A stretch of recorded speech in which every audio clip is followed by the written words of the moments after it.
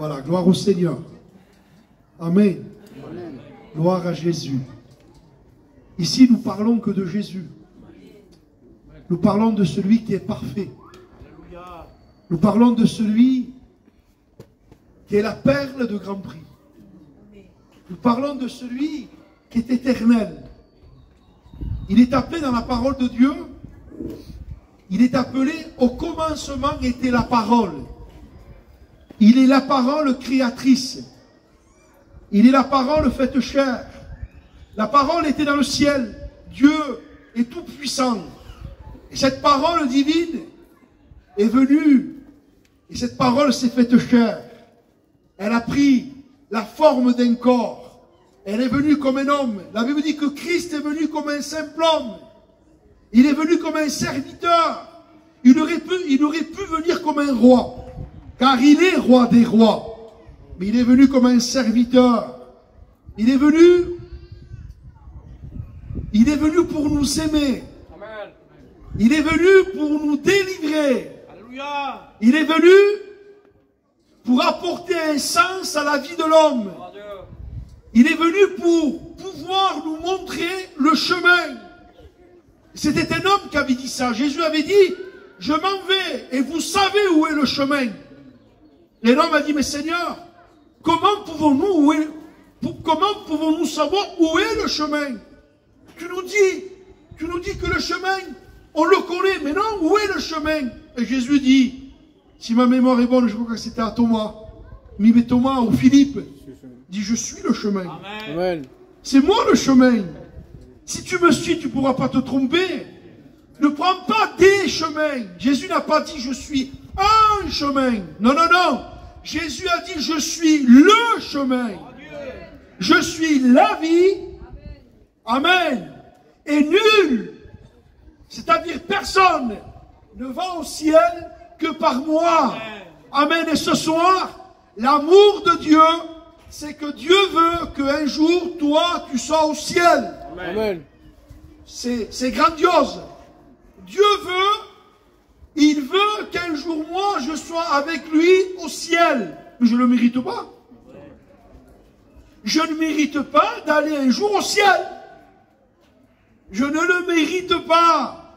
C'est pour ça que l'évangile, c'est cadeau. C'est la grâce. La grâce vient vers les coupables. La grâce vient vers les pécheurs. Et la Bible dit que quand on reconnaît, et quand on reconnaît ce qu'on est, quand on commence à reconnaître que nous sommes pécheurs, qu'on ne peut pas discuter le commandement de Dieu. Dieu dit, dans le livre des Romains, au chapitre 3, verset 23, « Car tous ont péché et sont privés de la gloire de Dieu. » Et quand nous sommes d'accord avec ce verdict, qu'on dit, c'est vrai Seigneur, c'est vrai. Toi tu dis que les hommes sont pécheurs.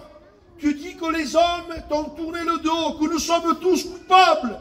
Je le reconnais ce soir, que je suis coupable, que j'ai transgressé tes commandements, que je t'ai tourné le dos, que j'ai péché contre toi. Je le reconnais. Mais ce soir, je viens à toi. Alléluia. Je m'humilie, Seigneur. Amen. Je reconnais, je m'abaisse devant toi. Je reconnais ta majesté. Je reconnais ta grandeur. Je reconnais ta sainteté. Je reconnais ta grâce. Je reconnais que tu m'aimes. Parce qu'il faut qu'il nous aime pour nous faire aller dans le ciel. Il faut vraiment qu'il nous aime pour qu'il veuille qu'on rentre là-haut. Écoutez-moi, je ne comprends pas son amour. Ça fait 24 ans, bientôt 25 ans que je suis chrétien. Je ne comprends pas cet amour incroyable. L'amour de Dieu. Et un homme de Dieu disait, l'amour de Dieu, si la mer serait de l'encre, si les arbres seraient des plumes, et que le ciel serait un parchemin, même avec tout ça, on ne pourrait pas décrire le grand amour de Dieu. Car Dieu a tant aimé le monde qu'il a donné son Fils unique, afin que quiconque croise en lui ne périsse pas, mais qu'il ait la vie éternelle. Car Dieu n'a pas envoyé son Fils pour juger le monde, mais pour que le monde soit sauvé par lui. Jésus t'aime. Et il a pensé à toi. Il est venu à Aigolong. Il y a eu un chapiteau parce qu'il veut parler à ton cœur. Et ce soir, il veut que tu reconnaisses tout simplement que tu t'es trompé. Et c'est le thème de mon message. Et je voudrais vous le lire ce soir. Évangile de Marc. C'est une histoire particulière. Elle est particulière, cette histoire. C'est une histoire d'hommes. Il y a Pierre, il y a André, il y a Philippe. Et ce sont des pêcheurs de métier. Leur métier, c'est la pêche. Alors, ils connaissent les filets, ils connaissent les bateaux, ils savent, ils connaissent le temps. C'est leur spécialité. Si vous leur parlez de pêche, vous leur parlez de sortir en mer, vous leur parlez du temps, c'est leur domaine. Ils savent. Et puis un jour, ils avaient Jésus qui était avec eux. Et puis Jésus était celui qui donnait toutes les directives. Jésus était celui qui donnait tous les ordres. Quand Jésus dit, il faut aller à droite, il faut l'écouter. Parce que Jésus a dit, je suis le chemin. Il ne se trompe jamais. Quand Jésus dit, il faut aller à gauche, croyez-moi, il faut aller à gauche. Il connaît tout. C'est pour ça qu'il disait aux foules qui le suivaient, il se tournait et il leur disait, suivez-moi. Ça veut dire restez derrière moi. Ne prenez aucune décision sans moi. N'allez ni à droite sans moi, ni à gauche. Ne bouge pas, reste derrière moi et suis-moi. Jésus a dit, celui qui me suit ne marchera pas dans les ténèbres, mais il aura la lumière de la vie. Alors Jésus, c'est le capitaine. Le capitaine des capitaines, il connaît tout. Il connaît le temps. Il sait quand la pluie va venir. Il est le maître absolu des éléments. Et puis les disciples, comme ils étaient des pêcheurs de métier, se sont dit quand même, on a besoin de Jésus pour les miracles. On a besoin de Jésus pour qu'il multiplie le pain. On a besoin de Jésus pour les lépreux. Car comment ferons-nous pour purifier les lépreux, nous? Ils savaient qu'ils étaient incapables de purifier les lépreux, de multiplier le pain.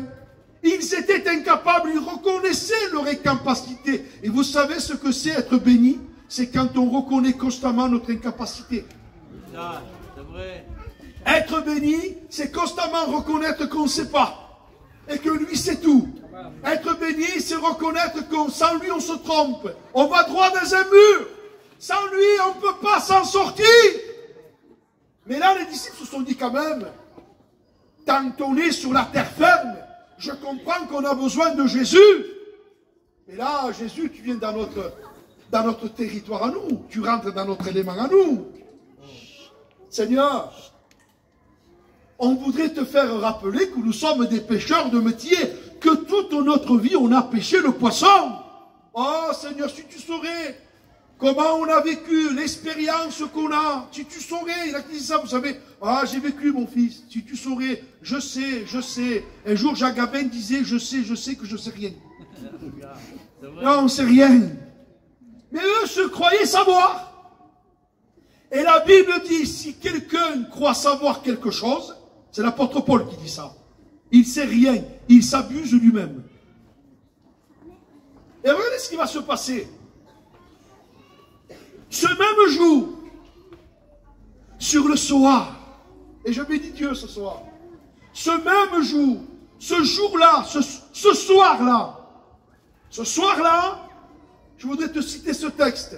Aujourd'hui, si tu entends sa voix, n'endurcis pas ton cœur.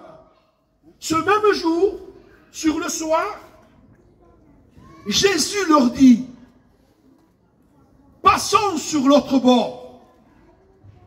Parce que c'est lui le capitaine. C'est lui le chef.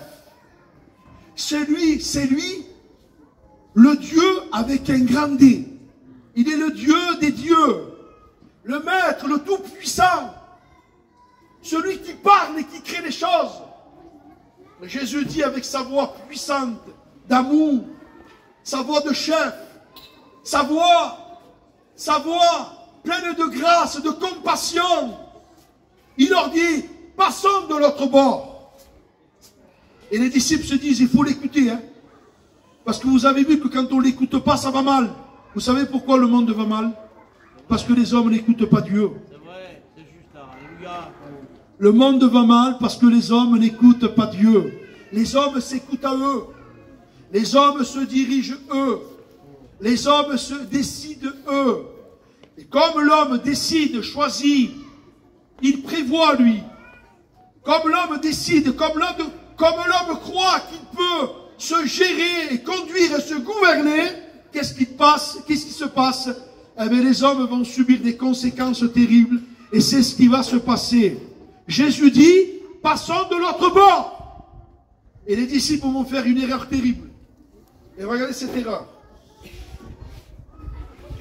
Après avoir renvoyé la foule, écoutez ce mot, ils. Vous savez, j'ai été un peu à l'école et je comprends le ils, c'est au pluriel. Mais quand c'est une personne, c'est il. Quand c'est il, c'est une personne. Quand c'est X, c'est plusieurs.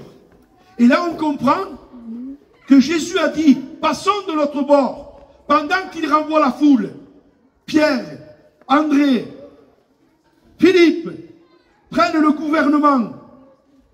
C'est la chose qu'il ne faut jamais faire. Ne prends pas le gouvernement de ta vie, tu vas couler. Ils le menèrent dans la barque. Et Jésus a dû rester étonné. Ils l'ont pris. Et c'est eux qui ont commencé à conduire Jésus dans la barque. Mais qu'est-ce qu'ils font? Non, non, on ne conduit pas Jésus. C'est Jésus qui nous conduit à nous. Et ils ont conduit Jésus. Regardez la noblesse de Jésus. Parce que Jésus nous laisse faire. C'est pour ça qu'il laisse faire le monde. Dieu laisse faire les hommes. Dieu n'est pas un tyran. Dieu n'oblige pas l'homme à le suivre. Voilà ce que dit la Bible dans l'Ancien Testament. J'ai mis devant toi deux chemins. J'ai mis devant toi le chemin de la vie, le chemin de la mort. Et regardez ce qu'il dit. Parce qu'il a de la noblesse. Choisis, dit le chemin de la vie. Choisis. C'est ton choix. Ça t'appartient. Tu as le droit de choisir le chemin de la vie, mais tu as le droit aussi de choisir le chemin de la mort. Mais lui, comme il est amour et qu'il est un père, il dit, je te conseille, choisis le chemin de la vie. Mais le choix t'appartient. Dieu ne touchera jamais à ton choix. Il ne touchera jamais à ta liberté. Il ne touchera jamais à tes décisions. La décision t'appartient. Il est écrit dans la Bible, à ta décision répondra le succès.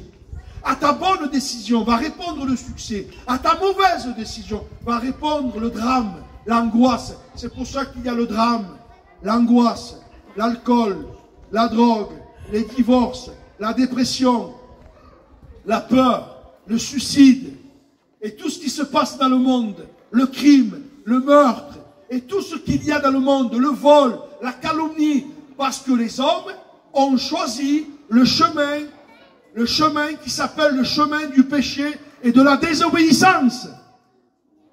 Ils le menèrent dans la barque. Jésus laisse faire. Et on comprend à travers la lecture que quand ils ont enjambé la barque, vous savez, je ne suis pas un marin, mais j'ai appris ça. Quand vous montez dans un bateau, vous avez deux endroits stratégiques. Vous avez la poupe et vous avez la proue. Alors c'est compliqué. Si quelqu'un ne sait pas, qu'est-ce que ça veut dire? Je vais vous l'expliquer. La poupe du bateau, c'est le fond du bateau. Mais la proue, c'est le devant du bateau. Et vous savez ce qu'ils ont fait? Quand ils sont montés dans le bateau, ils ont regardé Jésus. Ils ont dit, Jésus, mets-toi à la poupe s'il te plaît. Va au fond. Alors, j'essaye d'imaginer ce qu'ils devaient se penser. Et je traduis leurs pensées par des paroles. Seigneur, quand on descendra et qu'on ira à Gadara tout à l'heure, là on aura besoin de toi pour délivrer, pour bénir. Mais là, Seigneur, c'est notre métier la pêche. On connaît la mer. Je connais, tu ne connais pas, tu ne connais rien. Nous sommes des brebis fragiles. On est des brebis, des petites brebis. On se laisse avoir par le péché. Et ils ont mis Jésus à la poupe du bateau. Jésus n'a rien dit. Si c'est moi, j'aurais dit, hey, vous vous trompez pas ici. Attends, les gars, vous vous trompez. Je suis Jésus. Je suis le Créateur. Je suis la vie. Je suis la lumière. Je suis le chemin. Je suis le pain de vie. C'est moi le Créateur. C'est moi qui donne la vie. Vous me mettez derrière. Mais vous faites une erreur. Jésus n'a pas dit ça. Il les a laissés faire. Parce qu'il fallait qu'ils fassent leur expérience. Ce que tu vis aujourd'hui. Les souffrances que tu as vécues. Ce que tu vis dans ta vie. Le chemin que tu as parcouru. Ce chemin que tu es en train de vivre. Si ce soir tu t'arrêtes et tu te retournes et tu fais un bilan de ta vie, c'est parce que Jésus, tu l'as mis derrière ta vie. Alors qu'est-ce qui va se passer? Qu'est-ce qui se passe quand on met Jésus derrière et qu'on le met à la poupe du bateau? Je vous le lis. Il s'éleva un grand tourbillon. Les flots se jetaient dans la barque au point qu'elle se remplissait déjà. Jésus, oui, va en arrière. D'accord. Le texte dit, je vous le lis. Et lui, il dormait sur la poupe, sur le coussin. Vous voulez que j'aille derrière? D'accord. Jésus a été derrière, il s'est couché, il a posé sa tête sur le coussin à la poupe du bateau. Et qu'est-ce qui s'est passé? Il s'est endormi. Tout est calme. Soleil, petite brise fraîche, et le bateau navigue. Mais d'un coup, le tourbillon se lève. L'eau commence à rentrer dans la barque. Les problèmes se lèvent. Qu'est-ce qui se passe quand les problèmes se lèvent? Dieu, on teste Déo. Je ne peux pas faire rire, hein? Mais je disais l'autre fois, souvent Jésus, souvent pour les gens, souvent pour l'être humain, c'est la 5e roue du véhicule. La roue de secours. Malheureusement, je t'en supplie ce soir. Je t'en supplie. Jésus n'est pas une roue de secours. Non, non, non, il est le prince de la vie. Il est celui qui connaît tout, il connaît le chemin. Non, non, non. Jésus ne doit pas être à la poupe du bateau. Et quand Jésus a été, il s'est couché, il s'est endormi. Les tourbillons se sont levés. Que de tourbillons dans notre vie. Que de tourbillons. Les flots se sont jetés dans la barque. L'eau a commencé à remplir la barque. La panique les a pris. La peur les a pris. Et là, ils se sont rendus compte. Sans parler, il y avait un message. Mais je suis sûr que Pierre a dû regarder ses copains. Il ne le disait pas, mais c'est comme s'il le dirait. Qu'est-ce qu'on a fait? Et pourquoi on a mis Jésus derrière? Pourquoi on l'a mis à la poupe du bateau? Regarde maintenant Pierre.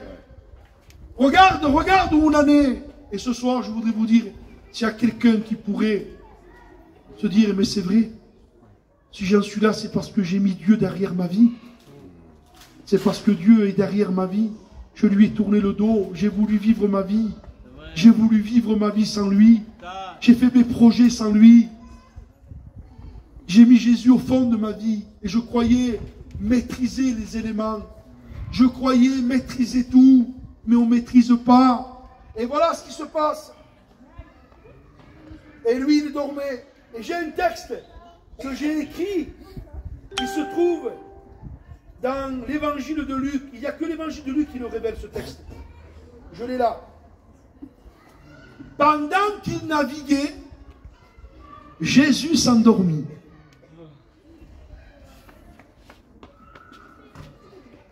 Et moi j'imagine, hein, Pierre, t'as vu Jésus il dort? Laisse-le dormir. On est tranquille là. On n'a pas besoin de lui pour l'instant. Tu crois Pierre? Ben oui. C'est tranquille. La vie est belle. L'été arrive. On va se promener par la masse. On a le droit d'y aller. Mais ça veut dire un mot. On n'a pas besoin de Dieu. On s'en sortira. Je voudrais te dire ce soir, tu t'en sortiras pas. C'est vrai. Pendant qu'il naviguait, Jésus s'endormit. Et puis, il s'est passé ce que vous savez. La tempête est venue. Et là, il s'est passé quelque chose. Et c'est le message de ce soir pour toi. Je voudrais te dire ce soir, si tu es humble, si tu reconnais, si tu t'humilies, si tu te repens, si tu arrives à comprendre que tu as manqué ta vie, si tu arrives à comprendre que sans lui, tu ne peux pas t'en sortir. Si tu as compris ça, tu as tout compris. Quand on a compris que sans Jésus, on ne peut pas vivre, que sans Jésus, on ne peut pas commander, que sans Jésus, on ne peut pas diriger notre vie, on a tout compris. Alors, qu'est-ce qui va se passer? On va vouloir mettre Jésus devant et nous derrière. Et voilà ce qui se passe. Regardez, je vous le lis. C'est merveilleux. Je le lis là pour vous. C'est le verset 39. Il s'approche. Jésus dormait sur la poupe, sur le coussin. Ils le réveillèrent. La tempête s'est levée. L'eau a commencé à remplir la barque. Et là, ils se sont dit, on ne peut plus continuer comme ça. Si on continue, qu'est-ce qui va se passer? On va couler. Si tu continues sans Jésus, tu vas couler. Alors, ils se sont approchés de lui. Mais j'imagine, moi, le combat qu'ils ont eu. Mais si on le réveille, tu crois qu'il ne va pas nous gronder? Parce que c'est notre faute à nous. On l'a mis à la poupe derrière. Non, elle a dit non, tu verras. Je voudrais te dire ce soir, Jésus t'aime. Il veut pas te faire de reproches. Il veut pas te gronder. Si tu le réveilles, tu ne diras pas, ah tu me réveilles maintenant, je te l'avais dit que tu t'en sortirais pas. C'est bien fait pour toi. Non, Jésus ne fera pas ça ce soir. Il te dira, écoute, je t'aime. Je veux que tu reconnaisses tout simplement que tu as besoin de moi. Alléluia. Je veux que tu reconnaisses tout simplement que sans moi, tu t'en sortiras pas. Est-ce que tu le reconnais ce soir, mon fils, ma fille? Est-ce que tu reconnais sans moi que tu ne peux pas t'en sortir? Oui, Seigneur, je le reconnais. Alors tu me réveilles? Oui, Seigneur, réveille-toi. Alors il dit, je me lève. Je me lève pour toi. Je me lève parce que je t'aime. Je me lève parce que je veux te sauver. Il se lève, et quand il se lève, ses ennemis se dispersent. Parce que Christ est venu mourir à la croix du Calvaire pour pouvoir nous délivrer des éléments puissants, le tourbillon du péché. Il n'y avait personne pour vaincre le péché. Il n'y avait personne pour vaincre le diable. Il n'y avait personne pour arrêter la tempête, les vents, les ouragans. Jésus-Christ a été le seul qui est mort sur une croix. La Bible dit qu'il a écrasé la tête du diable. Et j'avais aimé ce que j'avais dit l'autre fois. C'était un cousin à moi qui disait ça. Il est parti auprès du Seigneur. Il disait que Jésus était le sniper de Dieu. Alléluia. Alléluia. Je vous l'explique. Je vous l'explique. Vous savez ce que c'est un sniper? Il y a un groupe d'intervention en France qui s'appelle le RAID. Quand il y a une prise d'otage, on appelle ce groupe d'intervention. Et dans ce groupe spécial, il y a à l'intérieur de ce groupe un sniper. Et le chef lui dit à lui, monte sur les hauteurs et tiens-toi prêt à tirer sur ces hommes, sur peut-être les djihadistes qui ont fait cette prise d'otage. Le sniper monte sur les hauteurs, il cherche un endroit stratégique pour pouvoir tirer le coup fatal. Mais je voudrais vous dire ce soir, il y a eu une prise d'otage il y a 6000 ans. Le diable a pris l'humanité en otage et il tient les hommes prisonniers du péché. L'humanité est captive en otage par le diable. Mais je bénis Dieu. Christ est monté sur les hauteurs de la croix. Alléluia. Il est monté sur les hauteurs de la croix. Il a été crucifié entre ciel et terre. Et je bénis Dieu, il a armé sa puissance. Par tout est accompli. Le coup est parti. Et le diable a été terrassé. Christ est vainqueur. Et plus que vainqueur, si ce soir tu mets ta confiance en lui, il te sauve, il te change, il te transforme. L'évangile n'est pas une amélioration. L'évangile, c'est une transformation. Quand l'évangile rentre dans un cœur, Jésus nous libère de tout péché, de tout vice, de tout lien.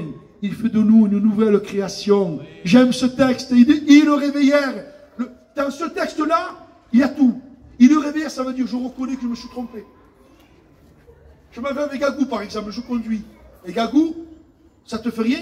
Non, vas-y, dors, Gagou. Je connais la route. Et à un moment donné, je me trompe. Alors, je suis obligé de le réveiller. Gagou, oui? Nous sommes gagnants. Mais c'est par là. C'est par là. Ah, mais ça va, Gagou. Le réveiller, c'est l'humilité. Le laisser dormir et persister, c'est l'orgueil. Et le réveiller, ça veut dire que, Seigneur, on se repent. Je me repens ce soir. Je me repens de t'avoir fait monter dans la barque de mon cœur et de t'avoir mis au fond. Et de gérer ma vie, conduire ma vie, faire comme je veux. C'est pour ça que ça va mal. Mais le réveillage. Et regardez l'amour de Dieu. Et lui dire, Maître, ne t'inquiètes-tu pas de ce que nous périssons? Ça veut dire, Maître, tu t'inquiètes pas qu'on périt. C'est comme si Jésus dirait, oh non, c'est pas que je m'inquiète pas. Je m'inquiète pas de la mer. Je m'inquiète pas de ce tourbillon qui se lève. Il y a quelque chose qui m'inquiète plus que le vent et que le tourbillon. C'est quoi, Seigneur? C'est que vous m'avez mis au fond du bateau. Parce que ça, moi, Pierre, tourbillon, vent, éléments, moi, je maîtrise ça. C'est moi qui ai créé ça. C'est moi qui ai gouverné ça. C'est moi qui gouverne. Mais je ne m'inquiète pas de ça, je m'inquiète de toi. Est-ce que tu as compris, Pierre? Est-ce que vous avez compris, Philippe, André, que vous m'avez mis à la poupe du bateau et vous m'avez laissé dormir sur le coussin? Vous réalisez ce que vous avez fait? Vous réalisez que vous me laissez dormir dans votre vie? C'est ça qui m'inquiète. Ne t'inquiètes-tu pas, maître? Écoutez ça. S'étant réveillé, il menaça le vent. Et il dit à la mer, silence, tais-toi. Et le vent cessa. Amen. Il eut un grand calme. Quand le calme est revenu, qu'est-ce qu'ils ont fait à votre avis? Jésus ne reste plus à la poupe, hein. Va à la proue, hein. Va devant. C'est toi le capitaine. Ce soir, Seigneur, je veux que tu sois le capitaine de ma vie. Et que tu diriges ma vie. Quand on le laisse diriger, quand on le met à la proue, quand il prend les commandes de notre vie, et que nous, on se met derrière. Jésus n'est pas un marin, c'est un capitaine, et les marins, c'est nous. C'est lui le capitaine. Et quand on le met devant, le calme revient, la paix revient. Et quand ils sont descendus à terre, qu'est-ce qui s'est passé? Ils ont commencé à le suivre. Quand on le suit, tout marche. Depuis que je suis Jésus, depuis que je le suis, tout marche. Je suis Jésus, je suis heureux. Amen. Je ne suis plus esclave du péché. La puissance du péché n'a plus de pouvoir sur moi. J'ai été délivré. Il s'appelle Jésus le libérateur. Quand on vient à lui et qu'on reconnaît qu'on s'est trompé, que ce soir, c'est ma prédication ce soir, reconnais que tu t'es trompé. Reconnais que tu l'as mis au fond de ta vie. Et si ce soir tu le réveilles et que tu dis Seigneur, prends les commandes. Moi maintenant je me mets derrière toi et je te suis. Je te promets, ta vie va être bénie. Tu seras béni. Tu seras béni quand tu te lèveras. Tu seras béni quand tu te coucheras. Tu seras béni dans ton foyer. Tu seras béni avec tes enfants. Tu mangeras ton pain dans la paix. Tu seras heureux. On est heureux quand Jésus est le capitaine.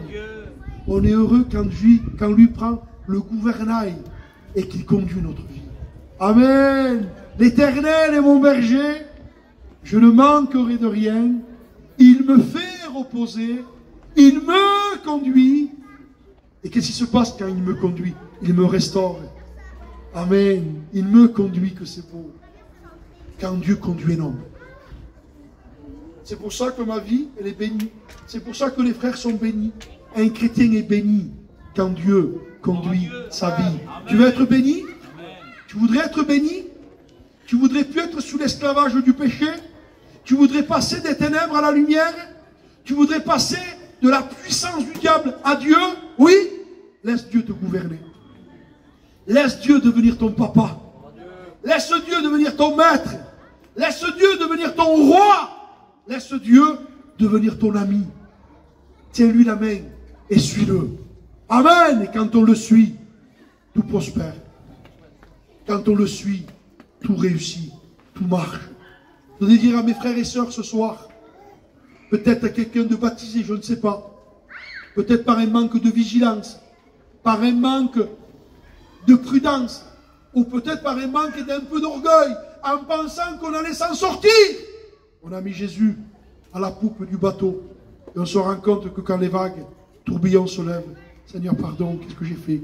Fini, Seigneur, Maïmès, je te remets à la proue, je te remets devant, je te mets à la place qui t'est due, la place que tu mérites, devant et moi derrière toi. Et Seigneur, là, tout réussira, tout sera béni. Je voudrais prier maintenant. Seigneur, je prie pour la parole de Dieu. Je prie pour les messages. Ce message simple, vrai. Quand un homme reconnaît qu'il s'est trompé, c'est le départ de la bénédiction. Quand un homme reconnaît, c'est là où il vient à la repentance. Et qu'il dit pardon, Seigneur, je me suis trompé. Je reconnais que j'ai voulu, Seigneur, conduire ma vie. Je ne veux plus, Seigneur. Je veux que tu sois à la proue de ma barque. Je suis une petite barque, Seigneur. Une toute petite barque. Mais je veux que tu sois à la proue. Je ne veux plus jamais te mettre derrière. Je ne veux plus jamais conduire, décider, jamais. Non, je veux que tu sois le roi de mon cœur. Je t'accepte ce soir. Je t'accepte dans mon cœur. Je veux que tu me sauves. Dites-lui ce soir, vous qui êtes là. Sauve-moi. Seigneur, je reconnais que je t'ai mis derrière. Que j'ai voulu conduire ma vie comme bon me semble. Et je reconnais que je me suis trompé. Je veux que ce soir, Jésus, tu deviennes le capitaine de ma vie. Dis-lui, sois honnête ce soir et sois vrai. Si tu lui dis ce soir, je veux que tu deviennes le capitaine de ma barque. Parce que Seigneur, je ne veux pas faire naufrage. Je vais faire naufrage sans toi. Je vais couler, me noyer et mourir au fond de l'océan. Ce soir, je reconnais. Je te promets que si tu lui dis avec ton cœur vrai, il va te bénir. Simplement ça. Deviens le capitaine de ma vie. Deviens le capitaine de ma barque, Seigneur. Et vous savez ce qui va se passer? Tu vas arriver à bon port. La Bible dit, un texte dit, ils arrivèrent et ils aborda. Et on comprend que quand une barque, un bateau aborde, c'est parce qu'il n'a pas fait naufrage. Quand Dieu est le capitaine de notre vie, on abordera au lieu qu'on devait aller. Et le lieu où on doit aller, c'est le ciel. Mais on ne peut pas aborder au ciel sans Jésus. Mais si Jésus, on le met en dehors de notre barque, ou qu'on le met au fond et qu'on le laisse dormir, la barque fera naufrage. Et nous coulerons. Si des hommes pourraient parler ce soir, et qu'ils pourraient parler, et qu'ils diraient ne faites pas comme nous avons fait naufrage.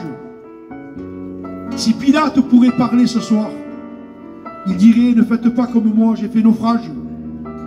Il s'est retrouvé à côté d'une ville appelée Lyon, en France.